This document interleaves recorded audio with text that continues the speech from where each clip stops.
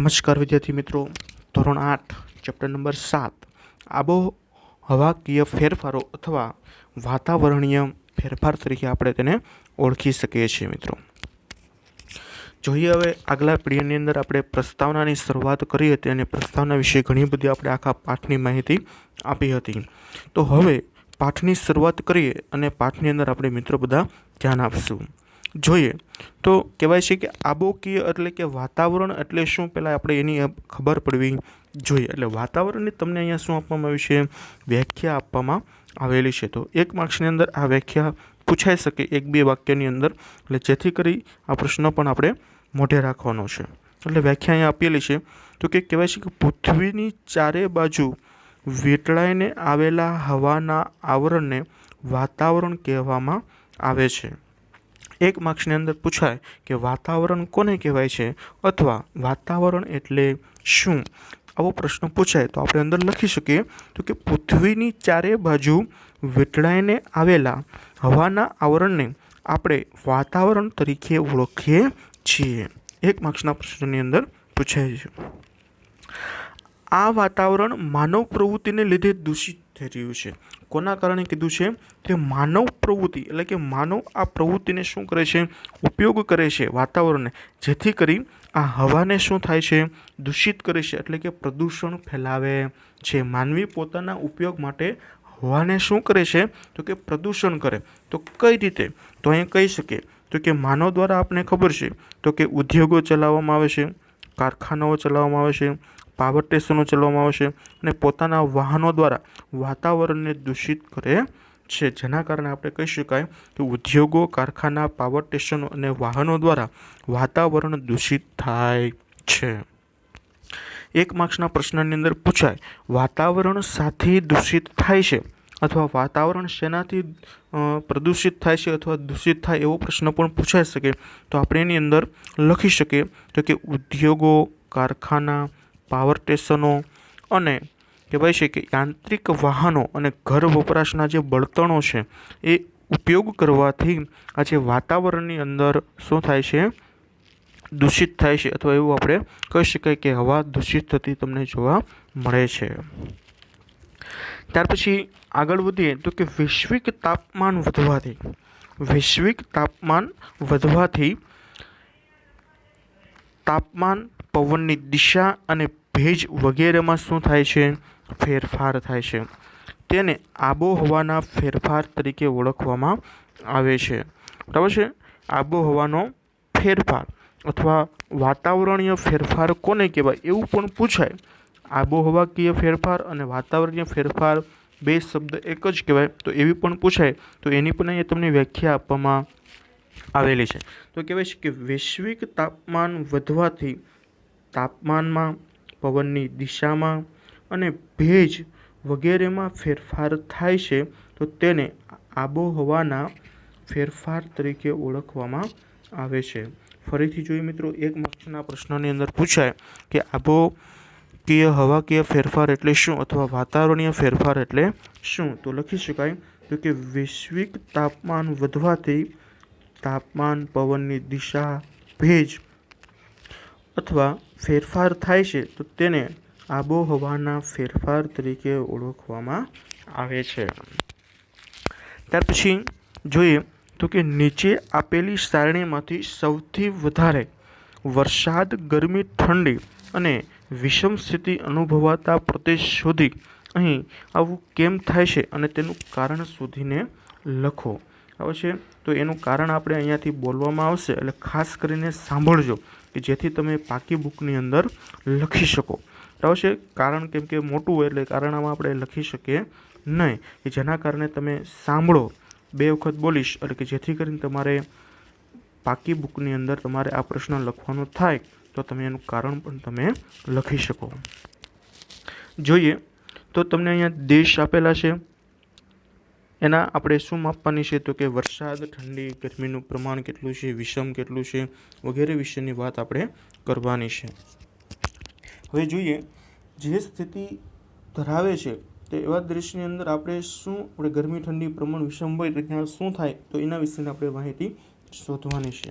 તો પહેલાં જોઈએ કે રશિયા દેશ આપેલો છે. કયો દેશ આપેલો છે?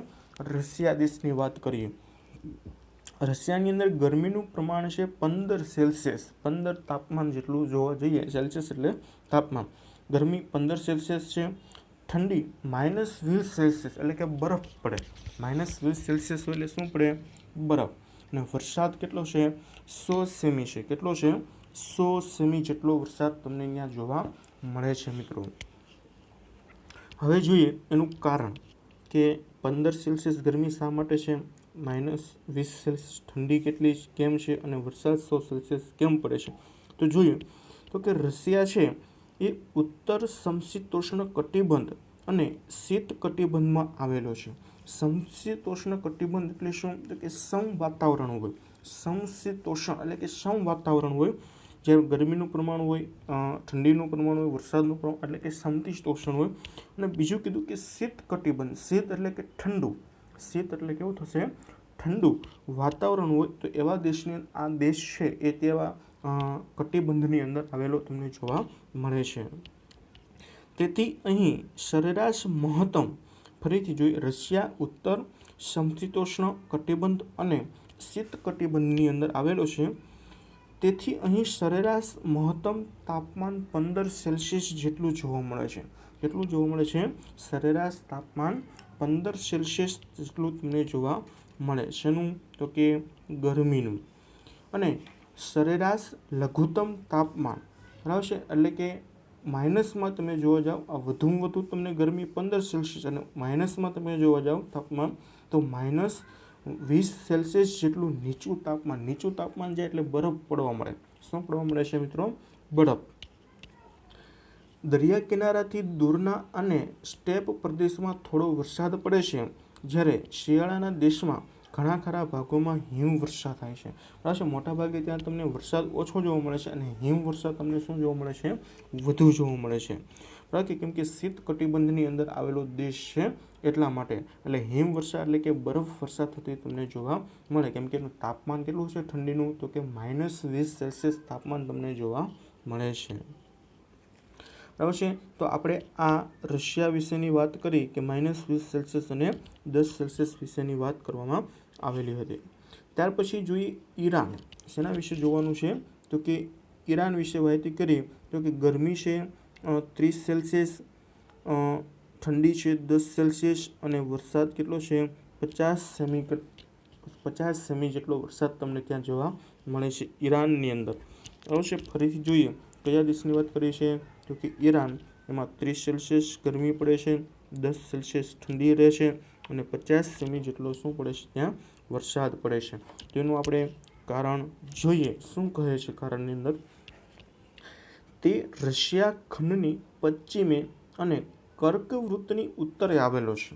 આ ઈરાન દેશ ક્યાં આવેલો છે? તો કે એશિયા ખંડની પશ્ચિમે અને કર્કવૃત્ત છે એની ઉત્તરે આવેલો દેશ છે. અહીંના મોટાભાગના વિસ્તારો રણ પ્રદેશ છે. કેવા છે મિત્રો? રણ પ્રદેશ છે. અને ગરમી થોડીક એનાથી કેવી થઈ? વધે છે. અને ઠંડી કેવી થાય છે? ઓછી થાય છે. તેથી અહીં વિષમ આબોહવા છે. વિષમ એટલે કે થોડીક સૂકી અને થોડીક ગરમી, બરાબર છે, એવી અહીંયા તમને થોડીક ભેજવાળી અને થોડીક ગરમીવાળી અહીંયા વાતાવરણ એટલે કે વિષમ આબોહવા તમને જોવા મળે છે. અહીં સરેરાશ મહત્તમ તાપમાન 30 સેલ્સિયસ જેટલું છે. મહત્તમ એટલે કે વધુમાં વધુ 30 સેલ્સિયસ જેટલું તાપમાન છે અને લઘુત્તમ એટલે કે ઓછામાં ઓછું 10 સેલ્સિયસ જેટલું તમને તાપમાન તમને જોવા મળે. એટલે ઠંડી પણ ખૂબ જ વધુ હોય. પૂરતા ભેજના અભાવે ઈરાનમાં માત્ર 50 સેમી જેટલો વરસાદ પડે છે. ભેજનું પ્રમાણ વધુ છે જેના કારણે કહેવાય છે કે 50 સેમી જેટલો જ વરસાદ ત્યાં તમને જોવા મળે છે સિઝનનો. ત્યાર પછી વાત કરીએ બ્રાઝિલ દેશની વાત કરવાની છે. બ્રાઝિલની. તો બ્રાઝિલની અંદર ગરમી પડે છે 38 સેલ્સિયસ, ઠંડી પડે છે 25 સેલ્સિયસ અને વરસાદ પડે છે 250 સેમી. બરાબર છે. એનું કારણ વિશે આપણે સમજીએ. જોઈએ ફરીથી તો કે કયા દેશ વિશે? તો કે બ્રાઝિલ. ગરમી પડે છે 38 સેલ્સિયસ, ઠંડી પડે છે 25 સેલ્સિયસ અને વરસાદ કેટલો પડે છે? 250 સેમી. બરાબર છે. જોઈએ તો તે વિષુવવૃત્ત અને કર્કવૃત્ત વચ્ચે આવેલો દેશ છે. બ્રાઝિલ ક્યાં આવેલો છે? તો કે વિષુવવૃત્ત અને કર્કવૃત્ત વચ્ચે આવેલો દેશ કહેવામાં આવે છે. આ દેશ અહીં સરેરાશ મહત્તમ તાપમાન છે 38 સેલ્સિયસ, કેટલું છે 38, વધુમાં વધુ 38 છે ને ઓછામાં ઓછું 25 સેલ્સિયસ છે.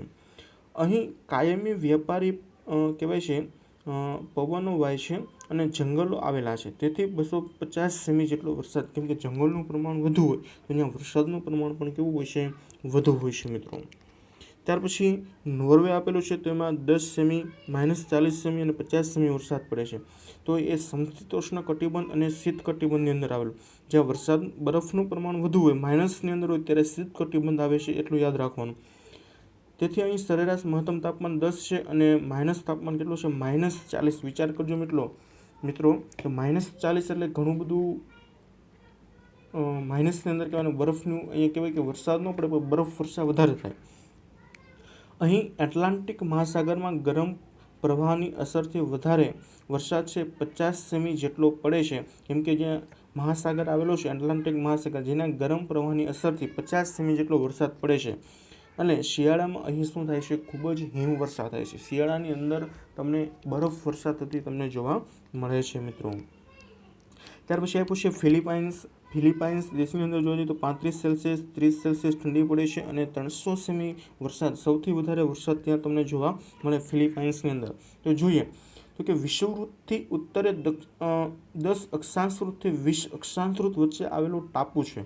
આ ફિલિપાઇન્સ શું છે, ટાપુનો દેશ છે એવું કહેવામાં આવે છે. તો શેની વચ્ચે આવેલો છે, તો કે વિષુવવૃત્તથી ઉત્તરે 10 અક્ષાંશવૃત્તથી 20 અક્ષાંશવૃત્તની વચ્ચે આવેલો છે. દરિયાઈ આબોહવાને કારણે અહીં 30 સેલ્સિયસથી 35 સેલ્સિયસ જેટલું તાપમાન રહેલું છે. અહીં દરિયા પરથી ભેજવાળા વ્યવહારી પવનો વાય છે અને અહીંયા 300 જેટલો સેમી જેટલો શું થાય છે, વરસાદ, કેમ કે આબોહવાના કારણે શું થાય છે, ત્યાં તાપમાન વધારે છે, કે જેના કારણે દરિયા પરથી પવનો ભેજવાળા વાય છે, જેના કારણે ત્યાં વરસાદનું પ્રમાણ સૌથી વધારે તમને જોવા મળે છે. ત્યાર પછી આપ્યું છે સાઉદી અરેબિયા. શું આપવામાં આવ્યું છે, સાઉદી અરેબિયામાં 45 સેલ્સિયસ જેટલી ગરમી પડે છે, ઠંડી હોય તો 29 સેલ્સિયસ અને વરસાદ તો 10 સેમી, એટલે સૌથી ઓછામાં ઓછો વરસાદ ત્યાં સાઉદી અરેબિયાની અંદર થતો જોવા મળે છે. જોઈએ ગરમીનું પ્રમાણ ખૂબ જ વધુ છે, ઠંડીનું પ્રમાણ ઓછું છે. તો તે જોવા જઈએ તો કે વિષુવવૃત્તની ઉત્તરે 15 અક્ષાંશવૃત્તથી 30 અક્ષાંશ ઉત્તરે આવેલો છે અને કર્કવૃત્તની તેની મધ્યમાંથી પસાર થાય છે. આ દેશ ક્યાંથી પસાર થાય છે, તો કે કર્કવૃત્તની મધ્યમાંથી. વળી મોટાભાગના વિસ્તારો રણ પ્રદેશ છે. અહીં સરેરાશ મહત્તમ તાપમાન 45 જેટલું ઊંચું રહે છે અને લઘુત્તમ 29 જેટલું રહે છે, જેથી કરીને ભેજવાળા પવનો અહીં સુધી આવતા સૂકા બની જતા હોવાથી વરસાદ માત્ર 10 સેમી જેટલો પડે છે, કેમ કે જ્યાં ભેજવાળું વાતાવરણ વધારે હોય તો ત્યાં વરસાદનું પ્રમાણ વધુ. પણ આ જે સૂકું, કેમ કે રણ પ્રદેશ વધારે આવેલો છે અને ત્યાં સૂકી હવા છે, કે જેના કારણે ત્યાં સુધી આવતા એ ભેજવાળા પવનો કેવા બની જાય છે, સૂકા બની જાય છે, જેથી કરીને વરસાદ ત્યાં પડી શકતો નથી. બરાબર છે. તો આવું છે એ અલગ અલગ દેશની અંદર વાતાવરણીય કહેવાય છે અનુભવો હતા એ અલગ અલગ હોય છે, કે જેના કારણે આબોહવા ઉપર અસર કરતા જોવા મળે છે. તો જેના ઉપરથી આપણે ખબર પડે કે આબોહવા જે ફેરફાર છે એ દરેક દેશની અંદર તમારી અલગ અલગ રીતે તમને જોવા મળતા હોય છે. ભારતની અંદર પણ અલગ જોવા મળે, કેમ કે ભારતની અંદર આપણે ખબર કે મોસમી પવનો છે એ દરિયા ઉપરથી થઈ અને ભારતની અંદર આવે તો વરસાદનું પ્રમાણ વધે. બરાબર છે. આવી રીતના આપણે વાતચીત સાંભળી હશે. એટલે આ દરેક દેશની અંદર જોવા જઈએ તો વાતાવરણીય ફેરફાર તમને કેવો જોવા મળે છે, અલગ અલગ રીતે તમને અલગ અલગ વાતાવરણીય ફેરફાર તમને જોવા મળે છે મિત્રો. આગળ હવામાન એટલે શું એ આપણે નેક્સ્ટ પીડીએની અંદર આપણે જોઈશું, મિત્રો. ખાસ કરીને આ વિડીયોને 2 વખત સાંભળવું, જેથી કરીને એના કારણો આપણે વ્યવસ્થિત રીતે સમજી શકીએ. બરાબર છે મિત્રો. જય હિન્દ, અસ્તુ.